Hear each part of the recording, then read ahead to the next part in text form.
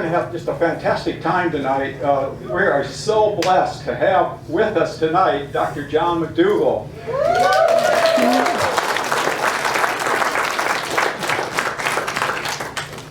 So let me give you a little bit of background info on John McDougall. He's a board-certified internist and the author of 13 national best-selling books. He's the author of the International Online McDougall Newsletter. He's the co-founder of the 10-Day Live-In McDougall program in Santa Rosa. He's licensed to practice medicine in 5 states. Here's what T. Colin Campbell says about John McDougall. Dr. John McDougall is the Dean of Medical Practitioners in Nutrition-Centered Medicine because of his incredible accomplishments, knowledge, and courage to stand up for what he believes. Thousands of his patients know him as an icon. He's got 150,000 followers and likes on Facebook, 80,000 subscribers to his email list. And by the way, if you're not on his email list, get on it. There's all kinds of good stuff. And more personally, for me, I think Dr. John McDougall is the top medical doctor in the world on the topic of human diet. So with that, let's welcome Dr. John McDougall.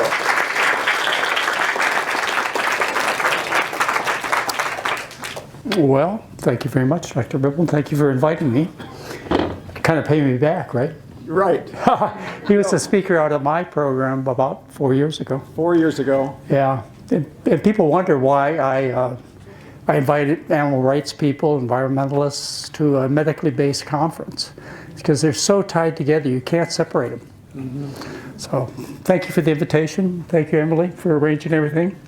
And thank you, folks, for taking out an evening. I have to make a correction, though, on the introduction. I am the co-author of 11 of those 13 national best-selling books.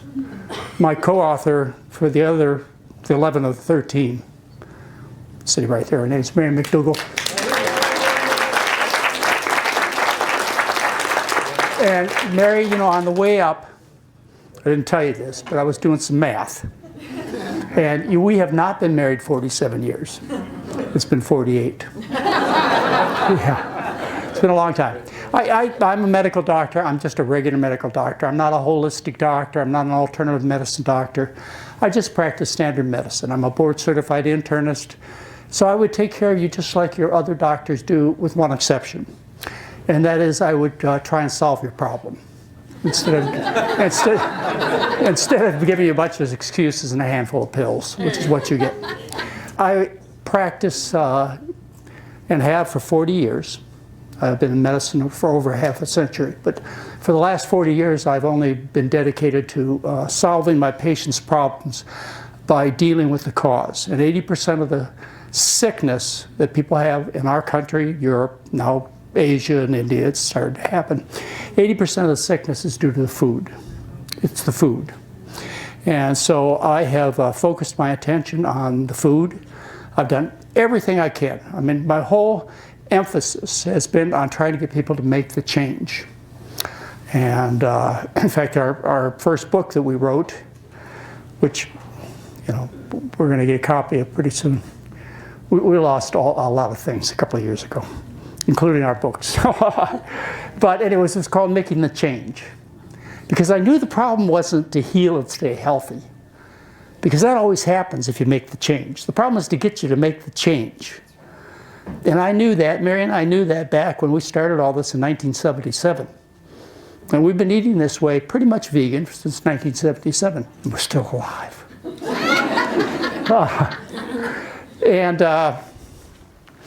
You know, we knew at that time the problem was to get people to do it, because if they do it, if you fix the problem, they always get better. And what I want to talk to you about is I want to talk to you about my practice of medicine. And this is a lecture I could spend 2 hours giving you, but I'm going to give you about an hour, so we have plenty of time to deal with questions. And I put this lecture together, let's see, somebody was at our Costa Rica trip? Yes. Right there. Did I do the lecture in 2014? Were you there in 2014? 2014. I don't know what. I did this lecture. That sounds right. I did this lecture the first time for your group in Costa Rica. And what happens to me when I go on, we used to do adventure trips. We've taken about 33 trips. We've taken between 80 and 150 people to different parts of the world. Why? Because people can't eat when they travel because the food is so rich and terrible. But it gives me a chance to think differently when I go on these trips, which, by the way, we're not doing at the present time.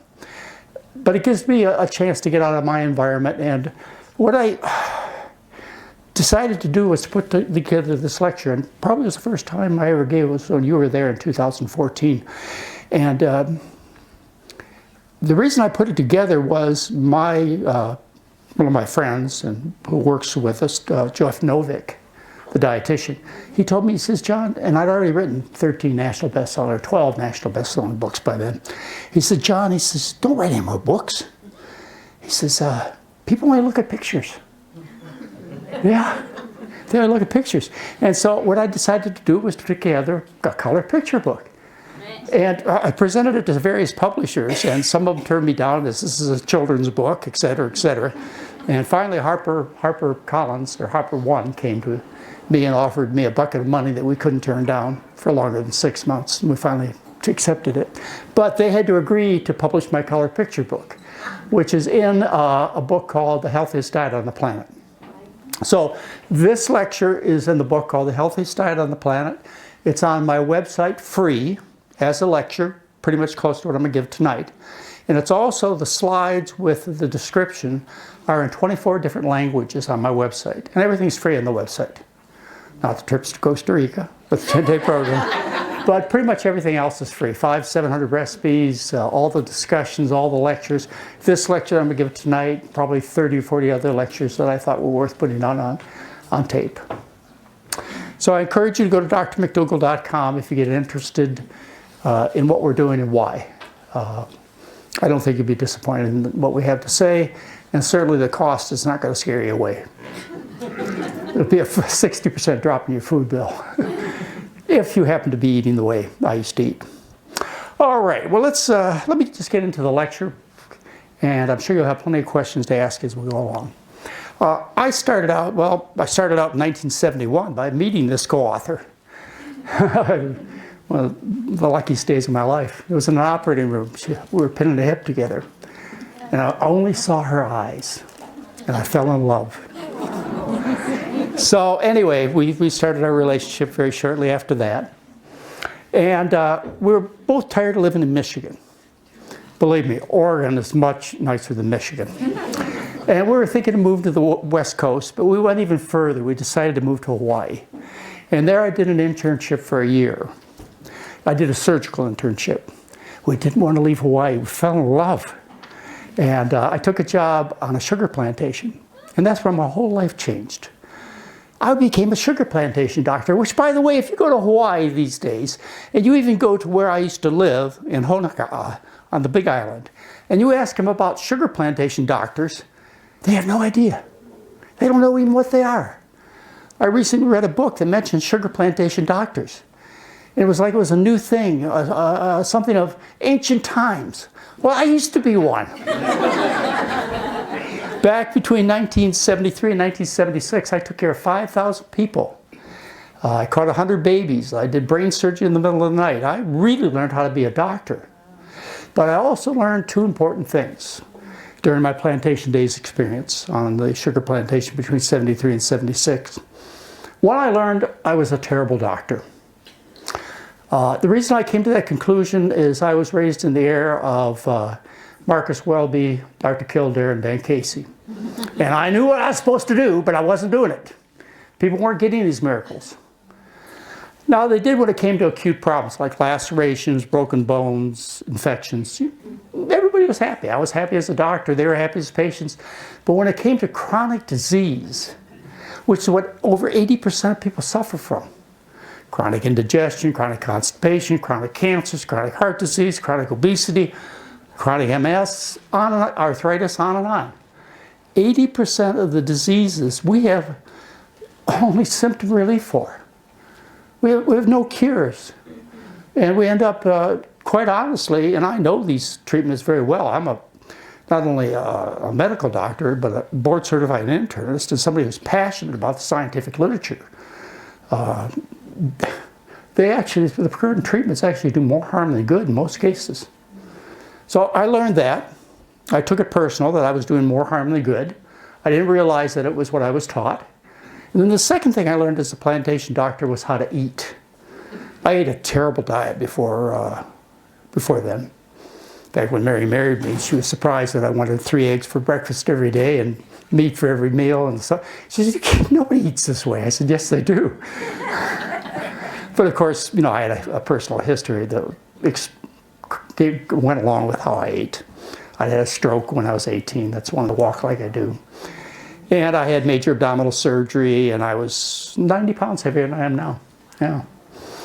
But fortunately, I had this experience between 1973 and 1976. I was taking care of these 5,000 sugar plantation patients. They were first, second, third, and fourth generation.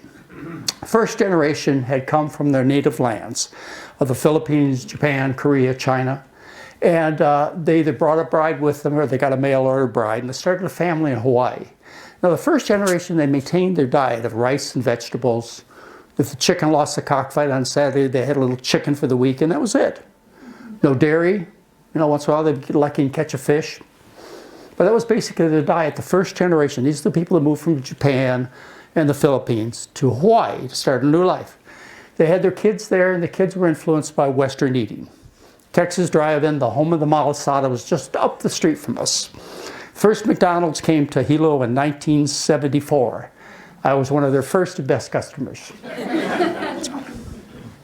But you could see the changes in the second generation. They got fatter and sicker. And by the time you got to the third generation, I was taking care of all generations. I was a family doctor. By the time you got to the third and fourth generation, they were actually sicker than the people I trained on when I trained in Michigan for my medical training. And nothing had changed as far as the work environment. Still the same kind of work on the plantation. Nothing else had really changed. Genetics, of course, hadn't changed in 100 years. What had changed was the food. And my first generation, the thing was almost all of them were without medication of any kind. They were always trim. They were working into their 80s. As long as we're talking about marriage. If you lived in Hawaii at that time, one of the things that would strike you is the fact that there were 60, 70, 80-year-old men who were marrying 20-year-old brides and having a family. That's function. Hey, Mary, didn't I tell you 40 years ago that I wanted to be able to do that when I got 40 years from now? You don't have to tell them whether I can or not. Anyway, I was struck by how healthy this first generation was. And I saw progressively people getting fatter and sicker as the families came in. And that was my first indication the diet had anything to do with disease, because I was taught, just like you, it had nothing to do with disease. They probably still teach that. I know they do. Anyway, we stayed on the plantation for 3 years, and then I became so frustrated as a doctor, I decided because I was a lousy doctor, nobody's getting well. And I was hurting my patients when it came to chronic disease. I mean, chronic means it doesn't get better, right? So after 3 years, I went back into training. I became a board-certified internist, and fortunately, I had a library there, and I became very passionate in the scientific literature, and I went out into practice. Shortly afterwards, then we moved to California. I worked at St. Helena Hospital for 16 years, running a lifestyle clinic. That was an experience. But I took care of about 3,000 people during that period of time. I personally took care of them. I'm not the kind of doctor that just talks about patients. I've taken care of over 10,000 people, personally. And I had a chance to do this at one of the most famous heart hospitals in the world, St. Helena Hospital. But 16 years was enough, particularly since 80% of the hospital is supported by the heart surgeons. It was time for me to leave. So I set up a clinic in 2002, which we run in Santa Rosa, California today. We see usually 60 people at a time. We give them full medical care. I'll show you the results in a little bit. We take care of various companies, and we're looking for more companies to take care of their employees. Like, for example, we take care of the employees at Whole Foods Markets and at CenturyLink Communications. And we used to take care of them from several other companies. But really, that's the way to expand this kind of thinking, because there's money involved. In other words, sick employees are costly. So, in many ways. So we have gotten our message off to the public in that manner. But we still have programs that are open to the public. All right, so I put this presentation together. Same slide, right? I knew it was there. I'm just surprised that somebody... Anyway, we took an awful lot of people to Costa Rica.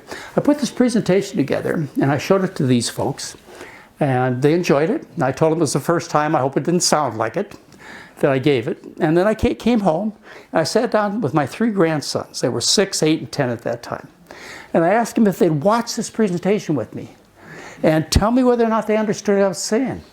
And I figured if they could understand what I was saying, anybody could understand what I was saying. So they said, Grandpa, yeah, we'll watch it. We'll watch it with you. I said, well, do you know what these things are? He said, oh, yeah, those are traffic lights. Do you know what they mean? Oh, yeah, we know what they mean, Grandpa. This is go, this is caution, this is stop. So I said, well, I'm going to put some traffic lights in this presentation. And you know what it means. And then each and every slide I asked them, do you know what this means? And they answered me, and they could tell me. All 6-year-old, 8-year-old, and 10-year-old, they could tell me. So I knew it was fit for any audience. All right. The problem I had is getting people to change, making the change. It's difficult when it comes to foods, as opposed to other, quote, bad habits, which are addictions and destructive behavior. When you quit smoking, you only have to do one thing. And you just breathe clean air, that's it. You quit alcohol, you just do one thing. You quit the booze. But food, it becomes very difficult. What do I do? Skim my milk, skin my chicken,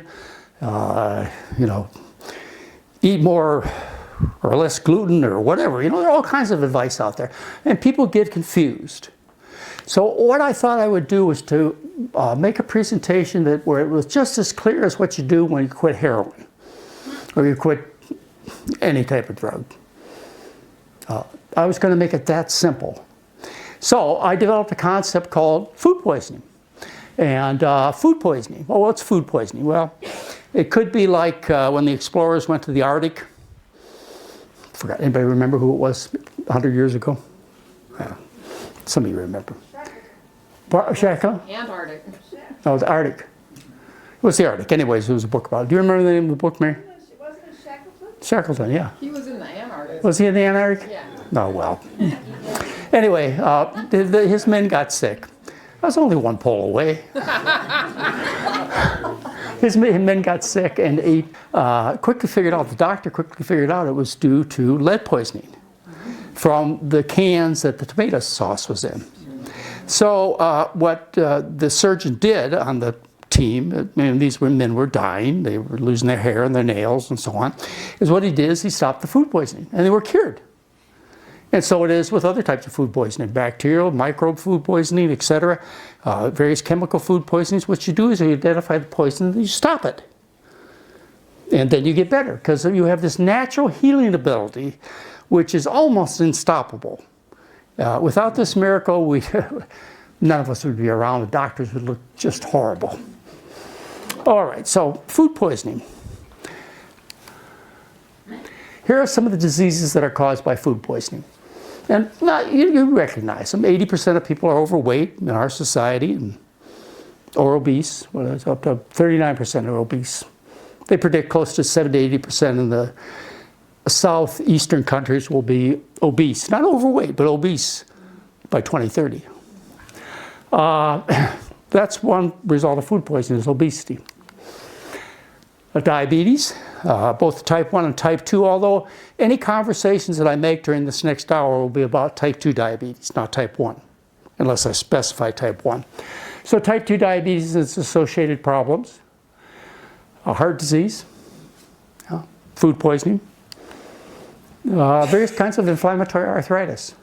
One of the most fun problems that we treat at my clinic is inflammatory arthritis, like rheumatoid, lupus, psoriatic. The benefits start in 4 to 7 days. Usually by 4 months, the patients are cured. Their joints don't straighten out, of course, but they stop having attacks. Cancers of the prostate, breast, colon, and many others are. In fact, even lung cancer and skin cancer are diet related to some extent.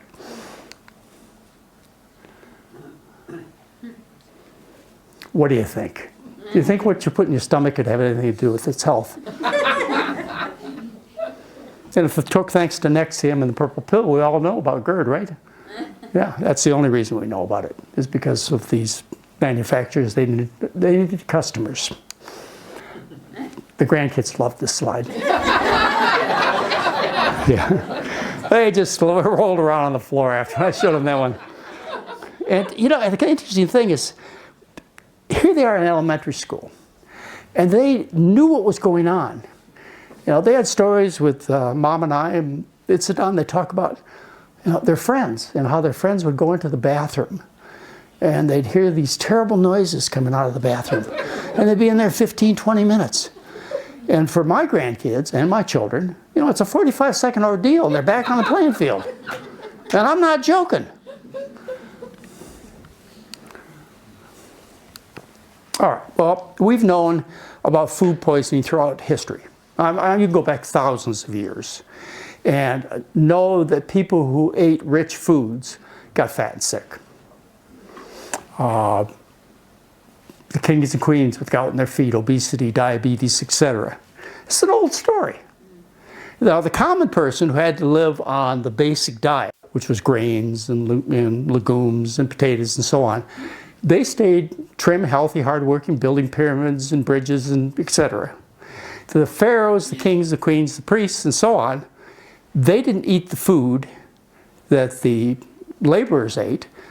They fed that food to the animals, and they ate the animals, and they got sick.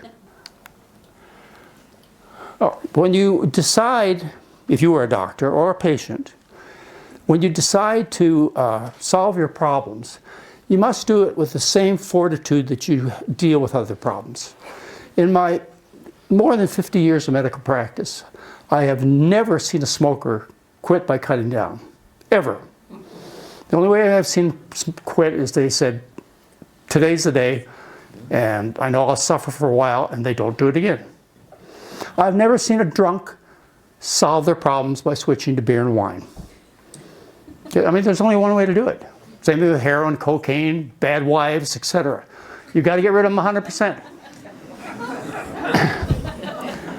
And so it is with food, is that you have to identify what the problems are, like the tobacco or the alcohol poisoning, and then you have to take a stand, like Nancy Reagan told the youths to do back during her reign as vice president.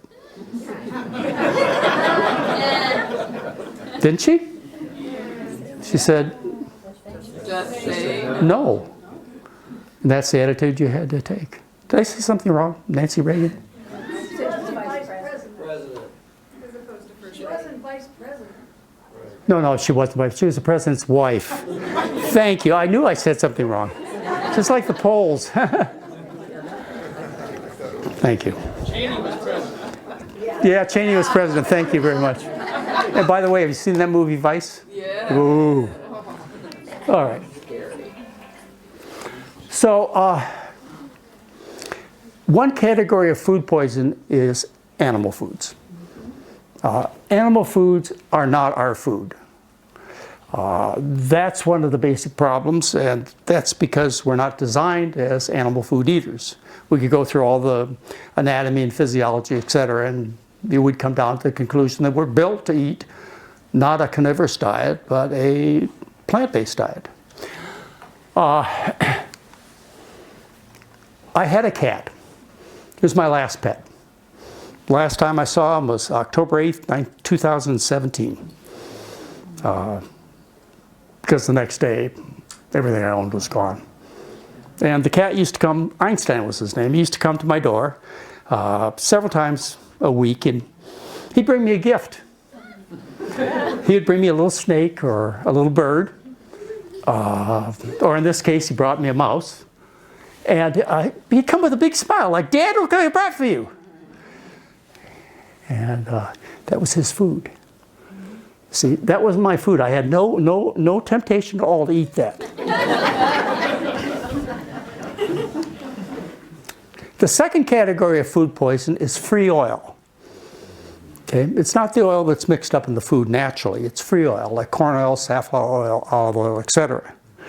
That's the second category of food poisoning.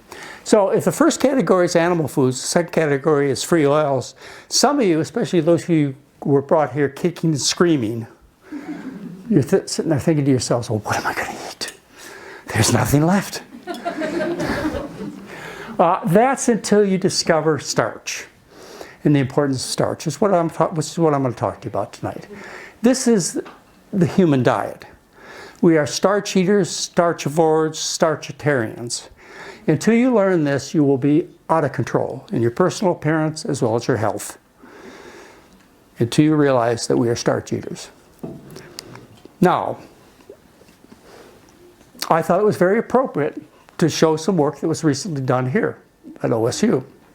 In fact, I've tried to get a hold of the researchers to have a meeting with them, and I've tried on 2 attempts, so far not successful. But they published a research paper, let's see. 2016.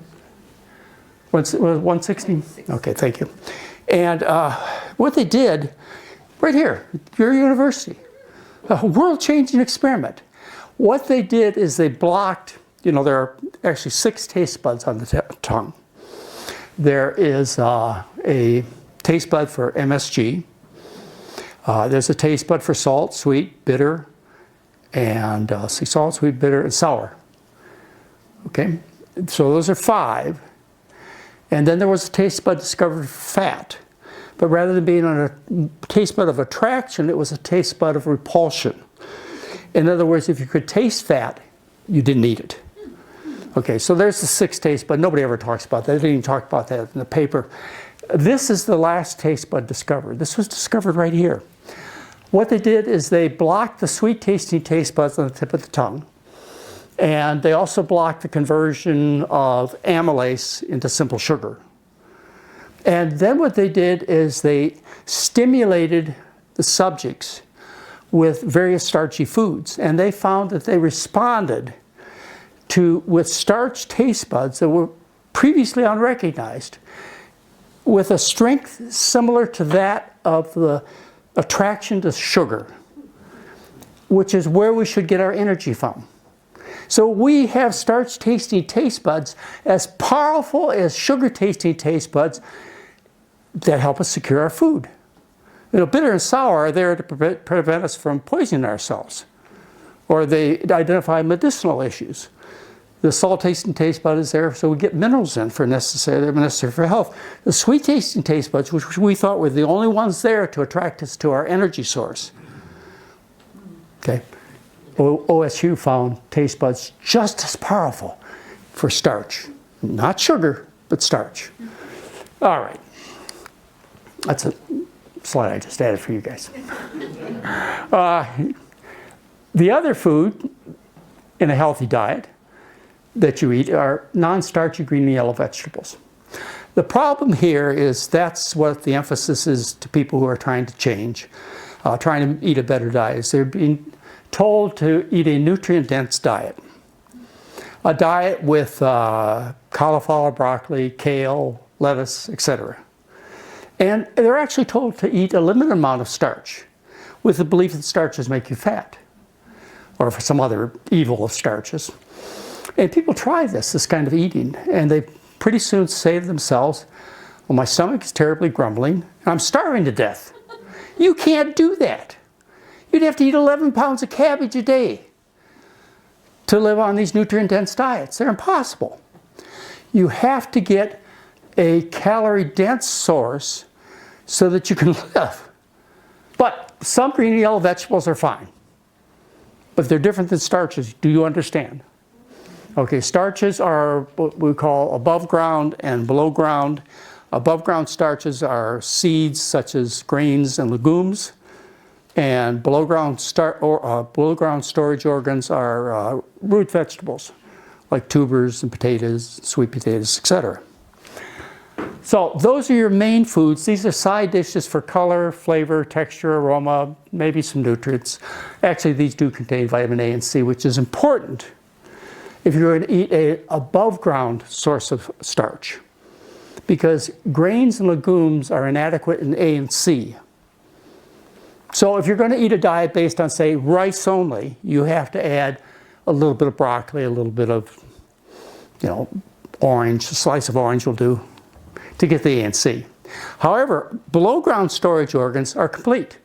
Potatoes are known as the anti-scurvy vegetable. So you can live on a diet of potatoes and water. The starch must be the centerpiece.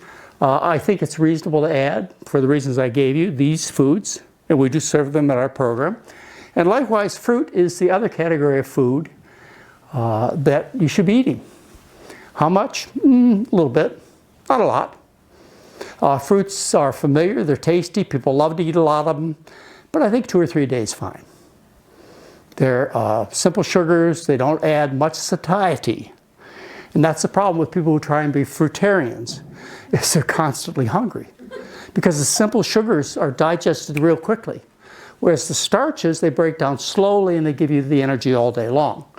So again, I'm not recommending a whole food plant-based diet because it could be all fruits. I'm recommending a starch-based diet with the addition of fruits and vegetables. And avoid food poisons. All right. So the way you cure food poisoning is just like the way you cure alcohol or tobacco poisoning or cocaine poisoning or heroin poisoning, is you stop them. It's no more complicated than that. You just stop the food poisons. Your body naturally gets well. Research on this goes back tens of thousands of years. No religious intention for this slide, but it points out a controlled trial that was done 2,600 years ago. A controlled trial that's lasted the test of time. In the first chapter of the Bible, where Daniel asked the gatekeeper, they were serving special king's food on their visit to this kingdom. And he asked the gatekeeper, can I feed my men pulses and water, or vegetables and water? It's described various ways in various versions of the Bible. And the gatekeeper said, sure. And Daniel and his men, what they said is they asked if they would evaluate their health 10 days later. And they found those who lived on the vegetables and water were far healthier and younger looking than those who ate the king's diet. 2,500 years ago. Now, when you contemplate giving up dairy and meat, probably the first thing that comes to mind is the idea that you're going to be a nutritional disaster. You're just going to fall apart, lay on the ground, won't have any bones worthwhile. The truth of the matter is the best performers in the world live on starch-based diets. One discovery about 10 years ago was a grave plot in Ephesus, which is now present-day Turkey. And is in the 60-foot square grave plot, they found about 60 skeletons. And with those skeletons, they found their tools of occupation, which were shields and swords and tridents. And they also noticed trident holes in the skulls of some of the skeletons. So they quickly understood that these were gladiators that were being buried. And then what they did is they analyzed their bones. And you can tell what someone's long-term diet has been based upon the mineral content of the bones or hair. And what they determined with these gladiators, their long-term diets were vegan. And they compared them with people who lived outside of this occupation at that particular time, 1,800 years ago. And they found that they ate a different diet, one with animal products. Now, this fits in with the discussions of gladiators over the last 2,000 years. If you read about the gladiators, they're often referred to as the Barley Men, because they lived on barley and some beans, and that's all. Now, why do you think they lived on barley and beans? Well, if you were a horse owner and you had a horse running in the Kentucky Derby, what would you do as far as the horse nutrition? Would you ask your horse, what do you like to eat today? No, you'd feed the horse the best diet possible to win the Kentucky Derby, right? Okay, so the people who owned these people fed them a vegan diet of starch so they would win, because it was bad for them to lose in the Coliseum. So our gladiators today, they do the same thing. They live on starch. The winners do. The losers, they're in the back of the pack, you know, talking about how good meat is for you. Here's an example. If you followed the marathons and triathlons, what you find is the winners, by and large, the Chicago, the Boston, the Honolulu Marathon, the winners have come most recently from Kenya and Ethiopia. In fact, between 1987 and 2016, 40% of the first placed winners were from Kenya and Ethiopia. And they have studied them, and it's reported in Runner's World and other magazines, that the reason they are such high performance, high endurance athletes is because they live on a diet primarily of starch. It's corn in this case. Yeah, so, you know, you shouldn't just carbohydrate load the day before the race. You should carbohydrate load every day. All right, the benefits, they happen quickly. Usually within 24 hours we see patients. We see them every day. I have up to 7 doctors working for me that see patients when we have big groups.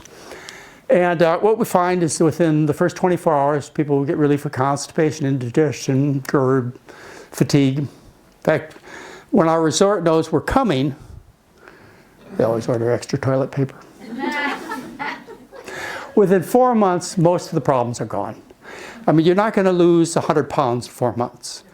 Let's say with an average weight loss of 10 pounds a month. It's going to take you a little longer. But most of the problems, like the inflammation that causes the joints to hurt, the chest pains you get from the narrowed arteries, and the bowel problems, the diarrhea and the constipation, etc., if they're going to be resolved by a change in diet, they're gone with about 4 months. It's a unique treatment in the fact that it's cost-free and side effect-free, but it's got a problem.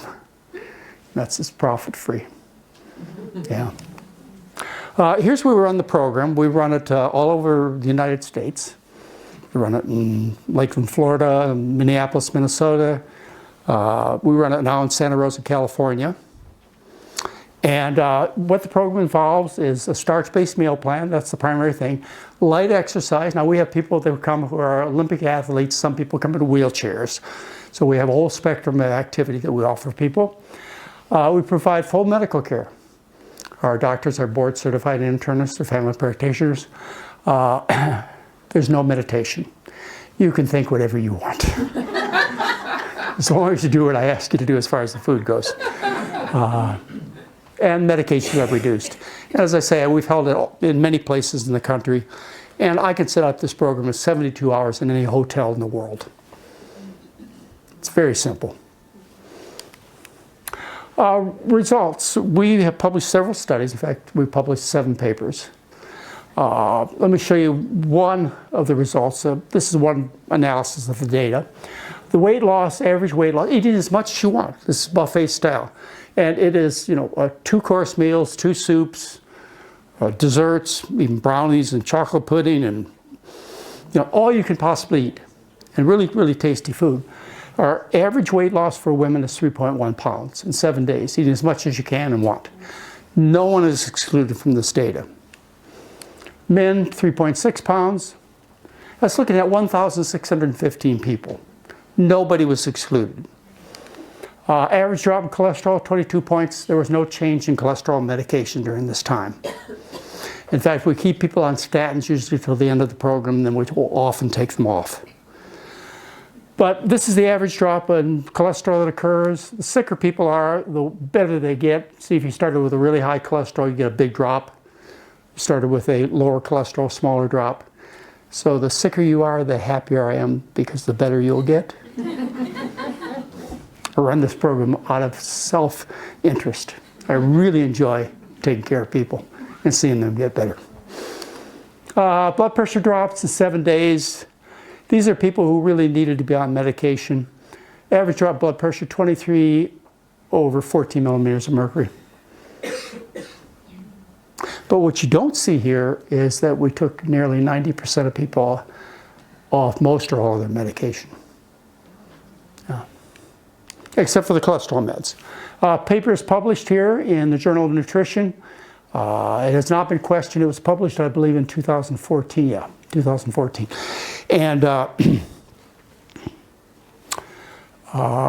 even though it's been out for 5 years, I've not had one negative comment. Nobody said you exaggerated the data or you weren't complete in your paper. But it details what happened to 1,615 people over 10 days. And what happened was they had an average weight loss of 3.1 pounds, eating as much as they could take food back to their room. We encourage it. I can vouch for that. Can you vouch for the taste of the food? The food is fantastic. Yeah, it really is exceptional because of Mary. And average cholesterol dropped 22 points. This is in, I've told you this, 18 over 11 millimeters drop in blood pressure when it was 140 over 90 or greater. And we reduced or stopped nearly 90% of the medications. Sick people take drugs. Sick people go to surgeries. Our goal is to get people out of these treatments. And to get them out of the treatment, you have to fix the problem. And the problem's the food. Let's see. OHSU, your competitor? No, not even in. I don't know what the politics around here in colleges are yet. But OHSU, we did a study. We started it in, I don't know, about 2014. No, we started earlier than that. Anyway, we started with the neurology department at OHSU. And they, first of all, started out as interested but non-believers. The diet had anything to do with multiple sclerosis. Even though Roy Swank had been the head of neurology there for 23 years, and his data showed that you could stop MS. Dr. Roy Swank, you may not know him, he's worth the trouble to find out about. He was head of neurology at OHSU for 23 years, and when I came here originally to do our study, they referred to him as a quack. When I left, they had nothing but reverence, not only for him, but for all of our work. Things changed a lot. Here's the paper we published. Again, it's extremely well written. Those of you who are involved in the research will say, you couldn't have done better. A randomized controlled trial. You can't double blind a food trial. Only pills can you double blind. So a randomized, the highest quality possible. And we published these results, and it really changed the topic of nutritional conferences worldwide, or neurology conferences worldwide. They are now much more focused on diet for all neurologic diseases, but particularly MS. Dennis Bourdette, the head of neurology at OHSU, told me one time he wanted to be known as the Diet MS Center of the world. Yeah. Because of Swank's work for 23 years and our work with them for 10. So maybe some of you know Dennis Bourdette. He's the head of neurology there still. I remember one day I walked into his office and he said to me, John, he says, you know, in all my years of practice, he says, I've never had anybody thank me for putting them on interferon beta or any other MS drug. I want you to know, in the last 2 years, the patients I've seen from this study, they've walked into my office in tears and hugged me and thanked me for what we did for them. But I can still tell you at OHSU, they're pushing drugs like mad. I had a meeting with them a few months ago, and I said to my principal investigator, VJ, I said, how can you keep doing this? I said, look, paper just came out in The Lancet that showed that there's no benefit to long-term treatment of these drugs. And they're costing the patient $75,000 a year just for the medicine. And VJ looks at me, she says, no, it's $150,000 a year now. I said, boy, am I out of date. Anyway, these are some of the results. The first thing that happened was when Mary and I was in November of, I know it's November. We walked into VJ's office. She had a smile on her face from here to here. She says, you know, you can't believe what our initial results show. This was after 1 year of research. Our initial results showed that people complied with the diet.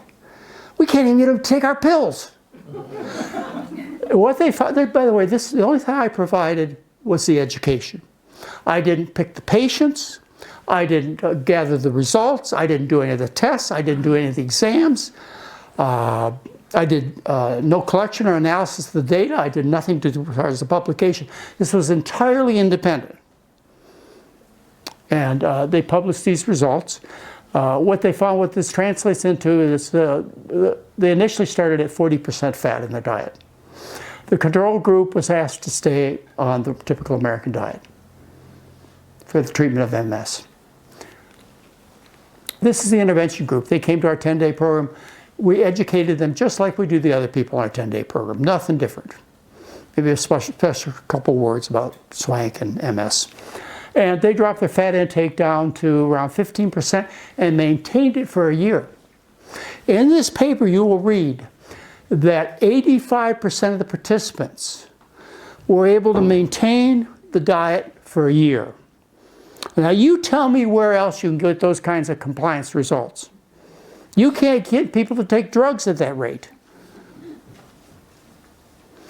And you know why they complied. Yeah. Because you get to eat as much as you want, food tastes great, and you get well. Never hungry.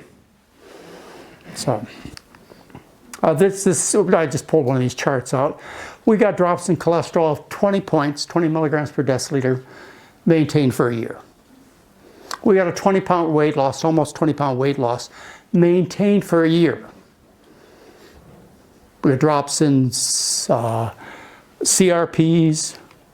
let's see, 85% compliance, drops in weight and cholesterol, reduced fatigue scores. About 80% of the people with MS have to quit work or curtail some of their activities because they're so tired.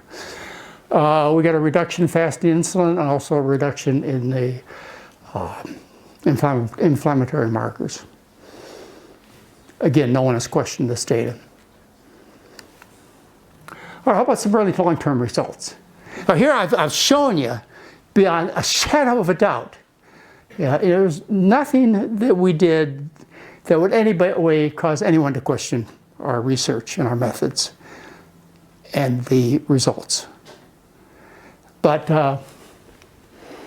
so I pretty much convinced you that over 7 days you can maintain some improvement in health by the parameters that we think are important. And I've shown you can do it over a year with a randomized controlled trial done independently at OHSU. Now you want to see what the long-term results are. I mean, the really long-term results. Well, I've not been able to do a study on them, but I can tell you that when you see these stories, I want you to think about Jenny Craig or Nutrisystems or the other weight loss gimmicks that are sold to you out there, where they show you a case example and they tell you, don't expect these results. This is the best case scenario. Well, ladies and gentlemen, you should expect these results. These are not the best case scenarios. This is typical. Let's see, I'm just going to show you some pictures. What I want you to notice is that it took a while to lose the weight. She went down 90 pounds and took her 10 months. Anyway, you see these values, see how the blood pressure dropped, glucose and cholesterol. I won't read all these to you, but you can look at them. This lady, the Twin Cities newspaper called me up a couple years ago and they said, we're trying to find somebody with morbid obesity who was cured. And we have looked, our team, all over the world. National Weight Loss Registry, which has thousands of people in them, all over the world. We said we could not find a single person who fit their criteria, which were the patient had to start out at a BMI over 50%, and they had to maintain their weight loss for over 5 years. And I showed her a whole bunch of these pictures. And no, didn't make it. Well, finally I showed her this lady and put her in contact with her. And she started with a 53% BMI. And this was at 10 years. It's probably 20 years now. She's on the discussion board. Yeah. So she's still encouraging people to eat well. A fellow from Hawaii that was a friend of ours. It's 30 years, 1991, almost 30 years ago.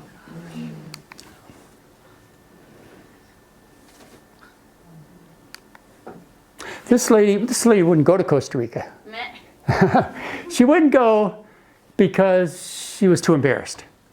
And she says, I dreaded family photos before January of 2007. Now it's been a long time since I like any picture of myself. Now I can't pick which one I like. Yeah, and there she is on the Costa Rica trip. Remember that part of it? Yeah. And another lady, probably 20 years. Oh, this lady, I don't know what the heck she's doing.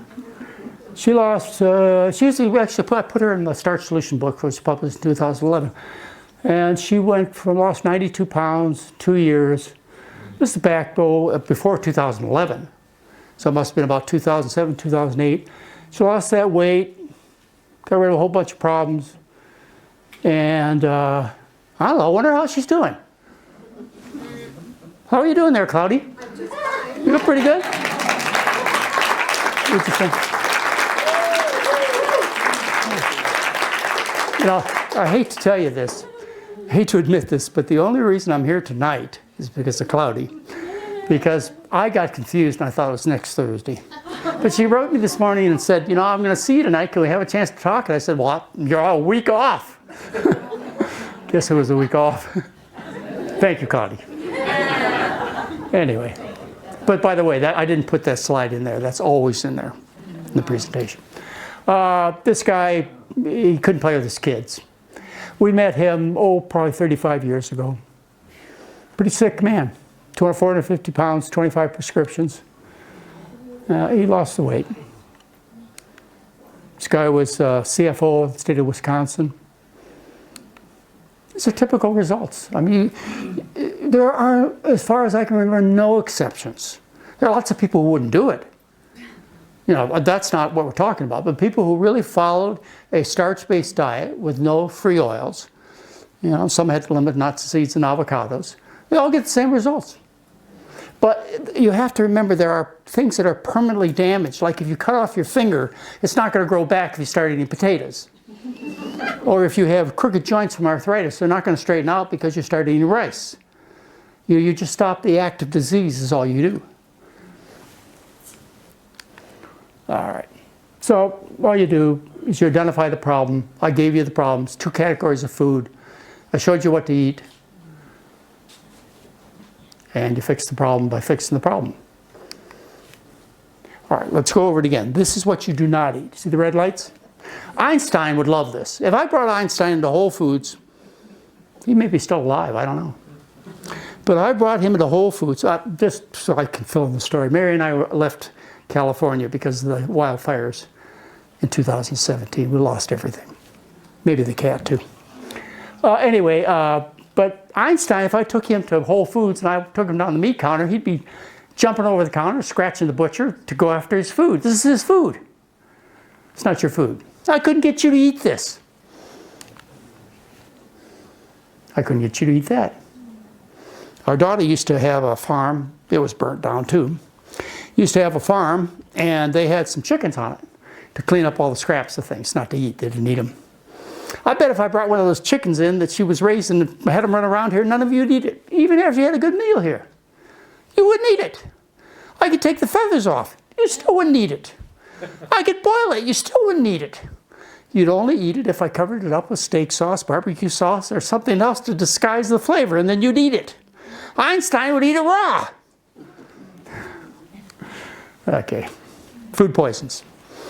We could go into the whole fish thing if you want in the question and answer period, but this is as toxic as any of the other mussels that you eat.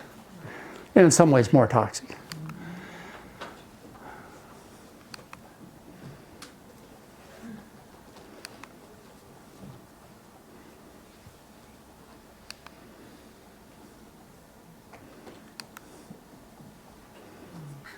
To be clear, I mean, most of you recognize these as rich foods, right? This is what you'd feed the fat king and queen. And the Americans. We look like kings and queens. I'm shocked. You know, maybe I have not been out of the house enough, but I am just shocked every place I go at the obesity problems I see. Oh, we don't serve any fake meats either. No Boca burgers or tofu hot dogs, or because they're chemical concoctions is what they are. They're not really food. They just take a bunch of chemicals, put them together, make them look like meat or cheese. And they're really as toxic, almost as toxic. There are reasons to make the switch for environment, and maybe for environment, and probably for animal rights. But as far as health issues, you're not making a change of any meaning. Oil. I mean, think about it for a minute. What do you think happens to the oil that you eat? It just like comes out of your ears, vanishes. The fat you eat is the fat you wear, either under your skin or on your skin. Go someplace. All right. But I would bet, I don't know this for sure, maybe things have changed since the last time I was at a university talking to the nutrition department, but I would bet there are some respected teachers, scientists, doctors around here who still believe you need to eat meat and dairy. I would bet it's nutritionally necessary. However, what question I would ask them is, if protein is so important, why have I never seen a case of protein deficiency? If I say protein, you say what? Meat, right? Or eggs, or dairy. But there's never been a case of protein deficiency ever reported in the entire world literature, except in the setting of starvation. Then you're everything deficient. So there's no such thing as protein deficiency. If I say calcium, you say what? No. Well, there's never been a case of a calcium deficiency ever reported on any normal diet, any diet of any kind, ever in all of world history. I mean, synthetic diets, yes, but no natural diet. And I say omega-3 fats, you say what? Fish. No fish has ever made an omega-3 fat. Only plants can desaturate at the carbon-3 and the carbon-6 position. So the only reason that fish have omega-3s is because they ate algae or seaweed. Why not go to the original source and avoid all the problems and leave the fish alone? Since I started entering the ocean when I was a boy, 90% of the sea life is gone. And people who could still contend that they must have their fish, I say, go ahead, hurry up, eat it up, because there's only a little bit left. And then it'll all be gone, and it will. All right. So this is a normal business practice. I want you to understand, this is not a conspiracy. These are just people doing business. And what they're using here is a technique called unique positioning. You take something that is unique about your product, and you advertise it to the public. You don't tell them about the things that are bad. Like when it comes to cars. It used to be people concerned about gas mileage back in the old days. Now, I guess they're not concerned anymore. But they would advertise cars like the Prius, tell you got 57 miles per gallon, and you applauded and bought one. But they put nothing in the ad about how it was built so light and flimsy you're most likely to get killed in an accident. That's the way business works. So the fact that meat has a lot of iron and protein, etc., they focus on that, even though the lack of meat is not the cause of iron deficiency anemia, and there's never been a case of protein deficiency ever reported on any natural diet. Same thing with calcium and fish, etc. It's just business. Unique positioning. That's it. All right. Why do I believe so strongly we are starch eaters? It's because we always have been.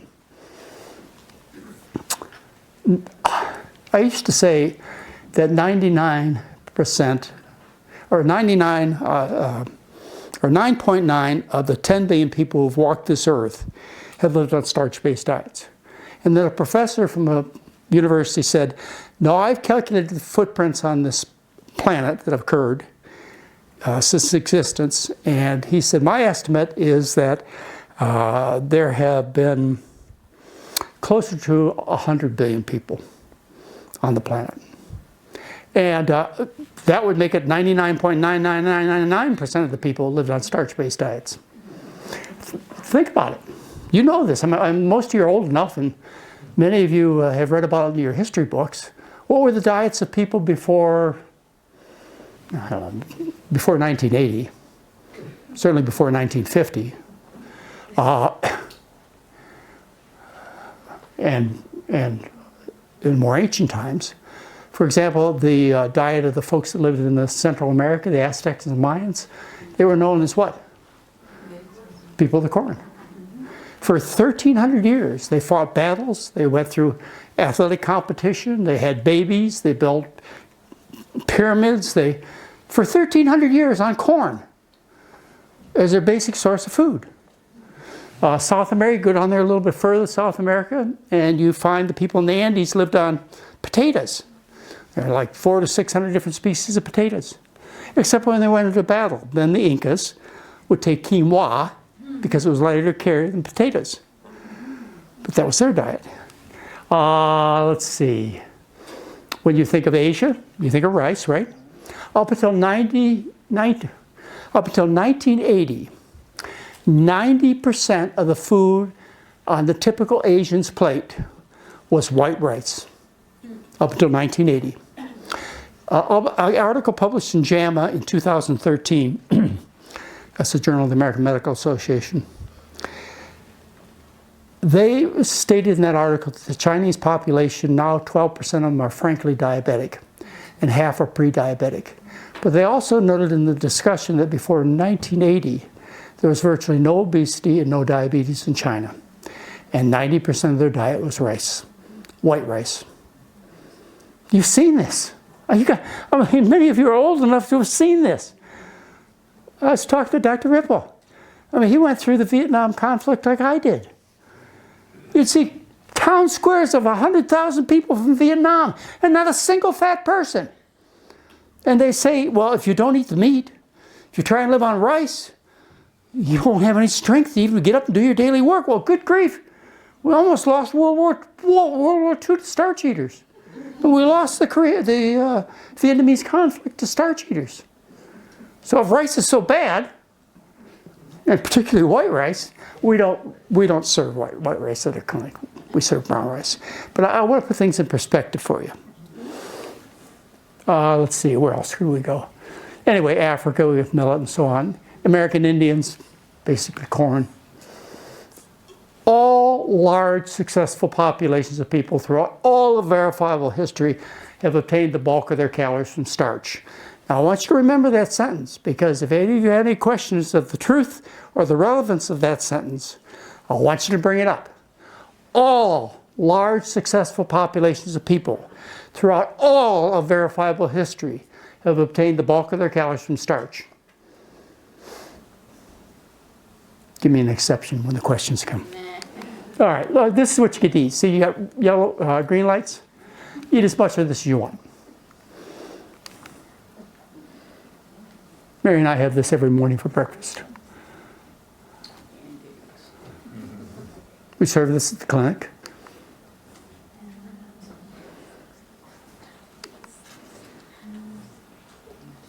That's a nice looking soup, isn't it? When I went to India, I lectured in Mumbai about 3 years ago. And I'll tell you, they're backward. The doctors practice just like Americans and worse. Unbelievable. Where? India, Mumbai. I was lecturing at the hospitals, the doctors. And as far as abuse of patients go in terms of overtreatment with medicines and surgeries, the U.S. is behind India in what it's doing to its population. The doctors that I met have such egos. They want to be modern so badly, the patients don't count at all. It really surprised me. I felt like a country of India that just went through the modernization of their diet would have at least enough knowledge to realize that their diet has changed in the last 30 years and that their parents and grandparents lived on a starch-based diet. I thought they'd all recognize that. It was 4 years ago, the Lancet reported that now the middle class in India is as sick as the upper class. Yeah. The lower class is still relatively healthy. Anyway, they liked that picture when I showed it at the Mumbai hospitals. How about this? Good looking? Did you naturally feel an appeal to this? Yeah. How about that steak I showed you? Uncooked.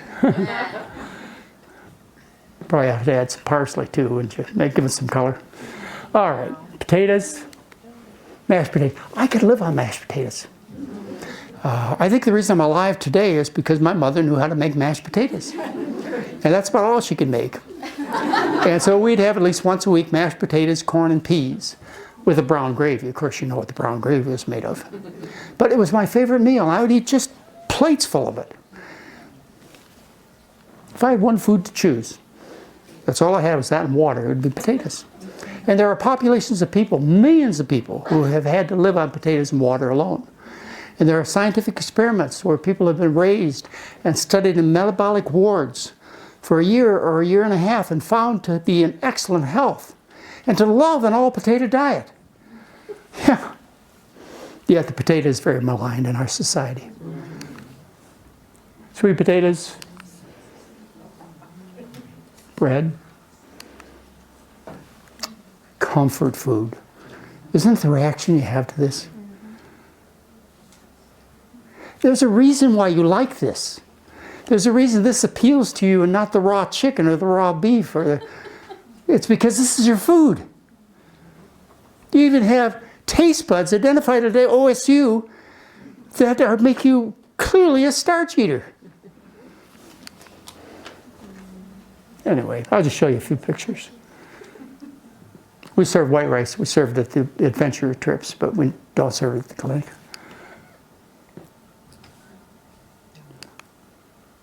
That's what we had for lunch today. Stopped at a Japanese restaurant on the way up. Woodburn, is that where it was? It's the way down. You're not going to catch me again on the way down. Stopped in a Japanese restaurant where we had a great meal. Pretty healthy.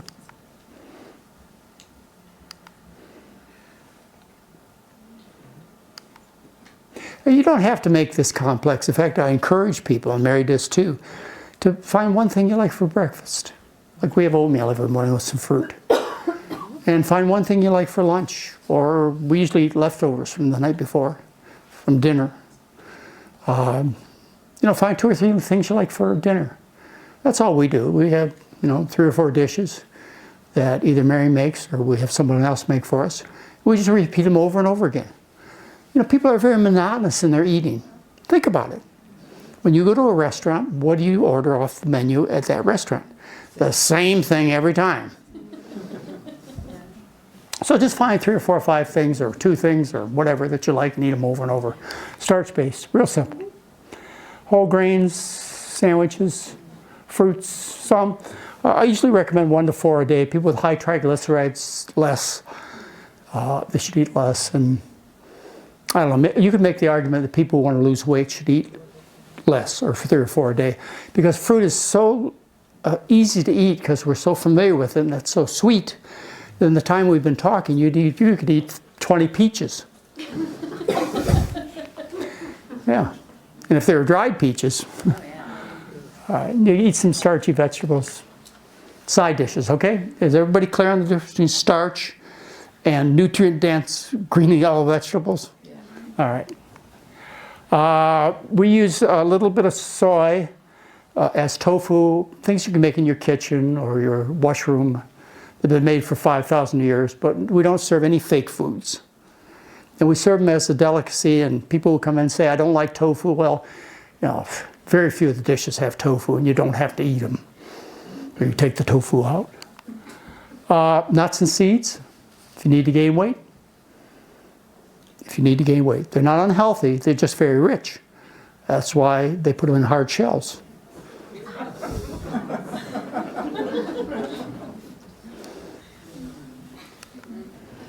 %90 fat avocados. Again, we had some avocados in our sushi rolls today. But Mary and I do not have a problem gaining too much weight. Dried fruits, again, you could eat 2 or 3 or 5 or 10 whole peaches. You could eat 20 or 30 dried peaches in the time we're talking. So if calories count, and calories do count, they do count in the sense that the fat you eat is the fat you wear, and the body would prefer to burn carbohydrate, sugar, starch. So it's going to leave the fat in your fat cells. But the body does not convert sugar into fat in any significant amount. Which, again, I'd love to have a challenge on from you. Because people think obesity is due to eating sugar. Well, the body is extremely inefficient at de novo lipogenesis, which is the conversion of carbohydrate to fat. It does it very poorly. So another big fat lie that's keeping people big and fat. You do not improve the quality of fruit or vegetable by hitting it 1,000 times with a steel blade. So if you want to drink juices, fine. If you're in good health, you know, the extra sweetness, the extra calories, etc., most people can tolerate. But it's not as good as the whole food. You don't need more nutrients. We use a little salt, sugar, and spice. Why? Because we want you to eat the food. Yeah. People question this, and there are many of my colleagues that have salt and sugar-free diets. That's fine. But people naturally love salt and sugar, don't they? We talked about the tip of the tongue when I first started. We're attracted to salt and sugar and starch, as OSU proved. So we put salt shakers on the table. We have a little brown sugar in the morning for the cereal. And people add it to the surface of the food, and that way they get the maximum taste with the minimum amount of, you know, questionable ingredient. And they love the food, because what you're missing when you come to our program is salt. You know, and that's why I tell people the first night, I say, the salt shaker's there for a reason. Put it on the food. And then what happens over the next few days is they make an adjustment and eventually don't even bother. So, you know, remember the Mary Poppins movie? Yeah, a little bit of sugar makes the medicine go down, you bet. We recommend no supplements. Supplements are not only a waste of your money, they're toxic. They increase the risk, according to Cochrane Collaboration Reviews, considerably. Other big studies showing taking things like folic acid and beta-carotene, keratin, vitamin E, etc., increase the risk of heart disease, cancer, and overall death by 20 to 30%. Why? Because these concentrated, isolated nutrients cause nutritional imbalances in the cells, and you become sicker. The only exception is vitamin B12, which is something we can go into later. I have recommended vitamin B12 for the last 40 years. Why? Because there may be a risk of vitamin B12 deficiency. It's small, less than 1 in a million, but it's nothing I really want to be known for. So Mary and I do take vitamin B12 ourselves when we remember, and we do recommend it to people who are on the diet strictly.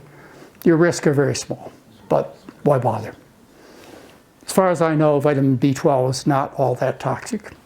It has some adverse effects. A little sunshine, a little exercise. I mean a little sunshine, and all you guys are, well, I think pretty much everybody in here is lily white. It's one of the things I noticed moving to Oregon, didn't you? People change color. Anyway, white people like me, 5 minutes of sunshine at noon at the latitude of Boston is sufficient 3 times a week. For all of exposing your hands and cheeks, that's it. 5 minutes, 3 times a week at noon at the latitude of Boston will sufficiently produce all the vitamin D a white person needs. Asians 3 times as much, blacks 10 times as much. Why? Because their heritage comes from the equator. They needed that pigment protection. But you know, people from the equatorial areas have moved to New York and London. They work all day long. They wear heavy clothes. So yeah, it's a problem. And one that can only be answered by sunshine, because vitamin D pills or injections are toxic. They increase the risk of fractures and falls. 3 major studies, and they're the only 3 I'm aware of, in the last 4 years have shown that taking these supplements increases a person's risk of falls and fractures because it creates nutritional imbalances. But sunshine is crucial. So don't get them mixed up. Exercising, well, up until recently I did no exercise at all. Except I'd go out sometimes 21 days in a row windsurfing in the Pacific Ocean. But I never exercised. Now, since my 11 boards have got burned up in a fire, I spend a little more time with my tennis shoes, walking, getting exercise. But exercise is important, but you got to be careful. Think about it, the people who you've known who've been killed or hospitalized in the last few years. How'd that happen? Hit a pothole with their bike? Got hit by a car? Exercise is dangerous. I mean, I used to go out and swim with great whites. I didn't do it because I thought I was good for my health. And I figured after I fell in the water once, if they didn't bite me, they wouldn't bite me for the rest of the day. I'd be okay. And they haven't. All right, one last thought. This is when I'm open to questions. And since Dr. Ripple invited me here, it would be an opportunity for me to express a lot of my feelings about what's going on. But you have a scientist here who understands the data much better than I can do, but I could just tell you my reaction to what's going on. And every day it gets worse, because every day the reports get more concerning. Like the one last week that told us that we had 400 parts per million of carbon dioxide in the atmosphere, which has never been seen in all of Earth's history. Okay? There is also information that says, from the World Health Organization, that livestock production produces more global warming gases, more environmental destruction than all travel, all energy needs. Livestock production takes about 17–18%. But that's from the WHO in 2007. The World Watch Institute, which Dr. Ripple and I have talked about, they say, reanalyzing data and other data, that over half the greenhouse gases are produced by the livestock industry. Now, I started out as a doctor. My only interest was in helping my patients cure their type 2 diabetes and heart disease and weight problems and arthritis, etc. And I really didn't care about animal rights. I didn't really care about the environment. But that's my beginning 40 years ago. And I have had my eyes opened over these times about the issues of animal rights. I think are extremely important. It's not what gets me out of bed in the morning, nor does taking care of patients get me out of the bed in the morning. What gets me out of the bed in the morning, every morning, and causes me to continue to try with whatever talent remains, is what's happening to the environment. I have 7 grandchildren. They have no future. And if you think otherwise, I don't know what to tell you. So we have to make some dramatic changes. And people are proposing all kinds of dramatic changes. One change that no one's addressing, or very few people are, just starting to talk about, is the implication of food in saving the planet, basically. The implication of food. If you just look at it from an objective point of view, if it's greater than all transportation and all energy needs, the impact of livestock, as WHO says, or if it's really half the greenhouse gases, as the World Watch Institute says, the impact of changing the diet is huge. Plus, it's something that can be done tonight by individuals or even the whole world. I mean, if Prime Minister Modi from India and Putin from Russia and what's their president's name? Obama? No, that's not his name. Anyway, other people that are really important to the world, I said I wouldn't talk politics. Other people that are important would stand up and say, look, ladies and gentlemen, you got only a few more years and you got to make some changes, and it has to be this. That would give us time to get everybody driving an electric car, all the rooftops filled with solar panels. It would give us time to save ourselves. A fellow by the name of Robert Goodland, who Dr. Ripple knows. Dr. Goodman, he was one of our presenters. And he was very clear about this. He's from the World Watch Institute, that diet is the card that must be played or we don't have a chance. The potency, the immediacy of what we can cause by getting the world to change their diet. So my last message to you is, no matter what talent you have, whether you're a doctor or a writer or an accountant or a lawyer or a mother or father, whatever your position is, whatever talents you have, use them. And use them with every bit of enthusiasm you possibly can. You cannot wait and be moderate. You cannot, we don't have that kind of time. You can't be nice. You can't be politically correct. You know, when I talk to people, I say, you know, and I get into some controversies with folks that feel differently than I do. And I basically tell them, after they tell me about how important it is for them to eat fish and cows and pigs and whatever else, can't get away from them. After they tell me that, I tell them, look, you're over 21. I don't really care. I really don't care what you eat or drink or smoke, except for one thing, and that is you're affecting my children and grandchildren's future, so I do care. Just like if you were a drunk driver and I was on the highway, I would care. So that has become my main interest, is whatever time I have left, I want my children to look back and not say, I want my grandchildren to look back and not say, Grandpa, why didn't you try harder? I would rather be in a position where, with your efforts and my efforts and the other efforts that have to be made, we can really save this place. It's worth it, I think. Thank you very much.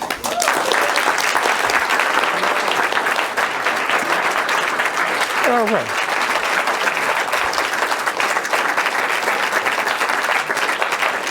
Okay, thank you. Thank you, ladies and gentlemen.